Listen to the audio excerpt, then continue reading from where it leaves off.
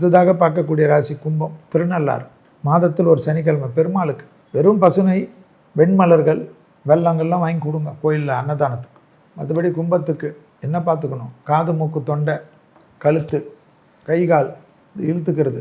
உடற்பயிற்சி கண்டிப்பாக செய்யணும். மகர ராசி கும்பராசி எல்லாம் சனியுடைய ராசிகள். உடற்பயிற்சி செய்யலைன்னா ஒன்றும் வேலைக்கு ஆகாது. துலாலாம் சனி உச்சம் பெற ராசி. எக்ஸசைஸ் தான். மேஷம் சனி நீச்சமாகிற ராசி. இந்த சனியோட சம்மந்தப்பட்ட எல்லாமே உஷாராக இருக்கும். சிம்ம ராசிக்கு சனி 6ஆம் அதிபதி 7ஆம் அதிபதி. கடகராசிக்காரர்களுக்கு 7ஆம் அதிபதி 8ஆம் அதிபதி. ஸோ இவங்க வாழ்க்கை ஃபுல்லாக இவங்கெல்லாம் எக்ஸசைஸில் தான் இருக்கணும். மற்ற ராசியாவது கொஞ்சமாவது நான் விடுவேன். அதில் மிதனத்துக்கு விட மாட்டேன். குரு பாதகம். ஹார்ட் கார்டியாக் எக்ஸசைஸ் ரெகுலராக பண்ணக்கூடிய ராசியில் மிதனம் வரும். இல்லைனா டப்புன்னு சாப்பிட்றச்சே தூக்கிடும்.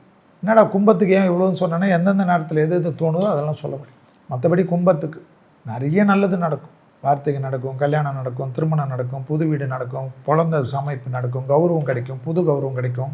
ஆடை ஆபரணமே வாங்காமல் இருந்திருப்பீங்க 4-5 வருஷமாக, நிறைய வாங்குவீங்க.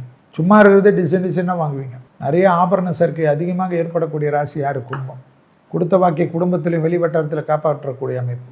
லாபம், சுபம், சுபவிரயம், ஏற்றம், தொழில், உத்தியோகம், தனிப்பட்ட செல்வாக்கு, இழுபறியாக இருந்த நிலைமைகள் மாறுவது, எதிர்பார்க்காத இடத்துலேருந்து நல்ல செய்தி வருவது, உத்தியோகத்தில் அதீதமான அன்பு, உத்தியோகத்தில் அதீதமான கௌரவம், தொழில் இல்லை, உத்தியோகம் இல்லை, வியாபாரம் இல்லை, படிப்பு இல்லைன்னா கண்டிப்பாக கிடைக்கும்.